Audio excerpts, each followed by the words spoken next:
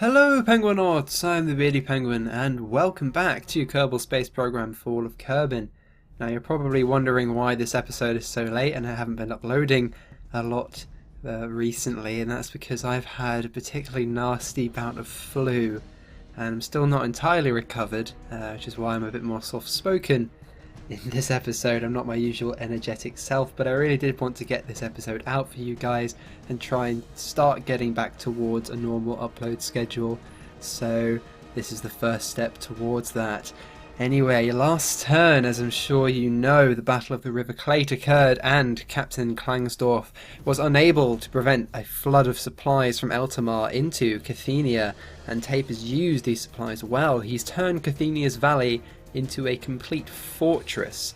However, the one weakness, the chink in his armour, is that his air force is still quite weak, considering he's been sort of throwing aircraft at me to try and prevent my advances into Kerthenia, and as much as people have been criticising him for that, he's done pretty well. He's kept us out of Kerthenia's valley by the skin of his teeth, and if he didn't throw his aircraft away, he wouldn't have managed that. So honestly, I don't think there's any massive flaw in his tactics there.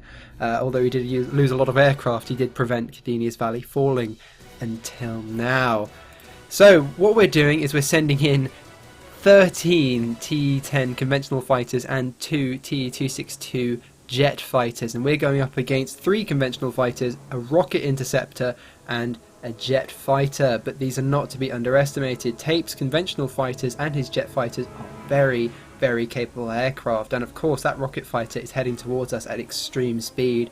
What we have to do is head in, lure the aircraft out, and then get out of anti-aircraft gun range before we engage. But this rocket fighter is giving us barely any time to react, and literal seconds after we enter the airspace it is on our tail, and the only thing that can actually stand up against it are our 2 jet fighters. One does manage to get onto its tail, but it's so fast it can almost outrun the 30mm rounds we shoot after it. It is literally faster than a speeding bullet. This thing is such a capable aircraft. If it had a longer fuel capacity, these things would surely rule the sky. Our 262 does get pulled into some pretty crazy high G maneuvers and does lose control for a short time, but look at the sheer amount of fire we're putting onto this damn thing, and it's so tiny, so maneuverable, and so fast.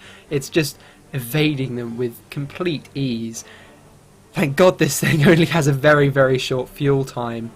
As you see, its fuel count is already starting to run down, so now it's gaining a bunch of energy so it can perform its duties as a bit of a glide fighter, and it's just saving those little remnants of fuel it has left just for a few little boosting maneuvers. The AI pilot is exceptionally good with this aircraft, much better than I thought it would be capable of, but soon enough the jet fighter is upon us and it enters into a very high speed jousting maneuver with one of our jet fighters, and then proceeds to start chasing down our conventional fighters. Now our conventional fighters don't stand a chance against that thing, so thank God we had 2 of our jets to try and stand up against this and the rocket interceptor. Otherwise our losses here would have been far more substantial. We found out in the past just what happens when you send conventional fighters up against vastly superior jet aircraft without any jet escort. As you see, it's even evading that. But the rocket fighter has now run out of fuel, and as it goes in to try and glide for a landing, one of our conventional fighters pounces upon it, rips off its tailplane, and it plummets towards the ground. It's lost its engine, it's lost a couple of control surfaces, and it cannot pull its nose up in time, and it plummets into the ground. And there we go, a very deadly foe vanquished. But now with our air forces fully engaged and Tape's air force pretty much on the edge and very thoroughly distracted, we're going to start what we're here to do, strafing. We're going to take some serious losses here, but our tank force is actually inferior to Tape's force here, and they're heavily dug in, so we need to take out some of these defences. So we're flying in, and our first target are the anti-aircraft guns to make our subsequent strafing runs a little more successful, but we lose a lot of aircraft in these strafing runs. Our air forces are currently engaging Tape's conventional fighters and now his jet fighter. Only 2 of the conventional fighters got off the ground, 1 crashed on the runway, so he can relaunch that next turn. But while they're distracted, as you see, some of the anti-aircraft guns are distracted as well. We're trying to take out as many of the 20mm anti-aircraft guns as we possibly can. But Tape hasn't just got his normal stationary anti-aircraft guns here, he's got a bunch of mobile ones as well, so the airspace is very well defended, and we're taking some pretty horrific losses. Meanwhile, Tape's jet fighter is wasting no time in dispatching a number of our conventional fighters, and so we really do need to focus on taking this thing down before it just annihilates our whole air force. His conventional fighters certainly pulling their weight as well, and it's at this point that loading in and out all of Tape's ground units explode, so I decide, okay, we're going to deal with all his air forces, and then we'll go back and we'll load back in all of his ground forces, and then we'll do our strafing runs. And the losses we were taking were simply too heavy. We need to have a bit more cohesive plan of attack. But sure enough, our jet fighter manages to dispatch Tape's last conventional fighter, and now all that is left is his jet fighter, and it has its eye on our jet fighter. We lost one in a strafing run, so if our jet fighter gets taken out, we're going to take some heavy losses in conventional fighters. And here they are going in for a very high speed jousting run. It's a game of chicken, a very deadly game of 30mm chicken, and there we go. Both jets thankfully managing to actually escape unscathed. But sure enough, Tape's fighter is turning around, and it's actually more manoeuvrable than my aircraft. I think it's possibly a superior aircraft, probably because it's lighter. My aircraft, on the other hand, can take a lot more hits because it's a bit chunkier. It can take quite a lot of damage, so it's a bit more rugged, a bit more ready, and maybe a little faster in level flight. I'm not entirely sure. They haven't actually gone up against each other enough times for me to make a good enough analysis. But then our conventional fighters managed to pounce, and from just the sheer amount of firepower throwing at it, we managed to get a lucky hit and knock off one of its engines, and then our jet fighter wastes no time pouncing, and then it finishes it off. And there we have it. Tape's air force is completely destroyed, and now it's time to go for his ground units. We don't have any bombers. We had to put all of our resources into fighter aircraft, so what we're going to have to do is strafe out all of the anti-aircraft guns and then attempt to strafe out all of the tanks. This is an exceptionally risky business. In World War II, this is how most fighter pilots actually died. It wasn't engaging in the delicate and skillful art of aerial dogfighting. It was usually from ground fire, and that was what most pilots, especially in the Luftwaffe, found themselves having to do, because to win the war, really, especially on the Eastern Front in the early years, the most important task wasn't actually to take out enemy fighters, it was to shoot up enemy tanks, and most of them saw it as below them and unnecessarily dangerous work. And sure enough, our fighters are finding the same conclusion as our first fighter goes down before we can even strafe out a single ground emplacement. This is not going to be particularly easy at all, and at this point I was actually considering withdrawing, because we can't afford to go down to less than 5 aircraft. If we're left with less than 5 aircraft, we might as well be handing air superiority back to the Kerthenians, and air superiority is the only thing that's kind of in our favour in this operation. But we do actually start managing to get some successes. We strafe out one of the first 20mm guns, and then a second one.